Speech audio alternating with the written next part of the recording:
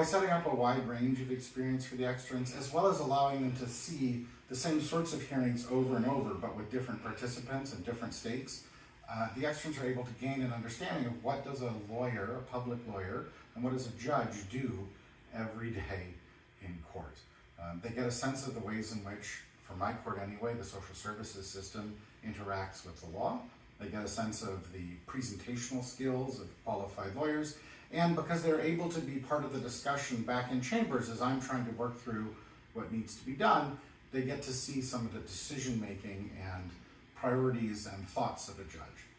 I hope all of these things are helpful to them as they decide whether they want to pursue law, whether they want to pursue something that is adjacent to the law, or whether actually having dipped their toe in it for 3 weeks or 8 weeks, this is not a thing that they want to do.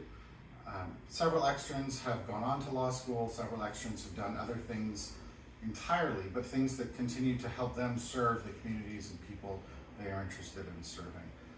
I hope that they get some worthwhile work product, and I hope that they get some perspective, and I hope that they get some sense of just what it's like to come to a job every day with expectations of being timely and professional.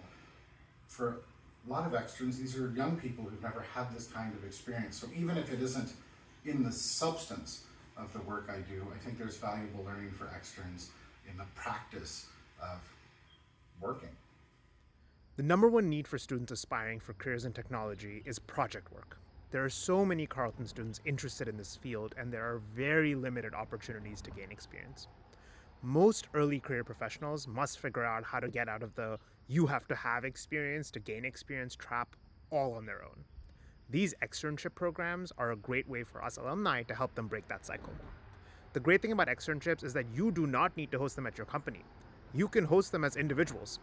I've worked for LinkedIn for the past 5 years, but given the company's size, it's impossible for me to get approval to hire and host a few externs for just 2 weeks.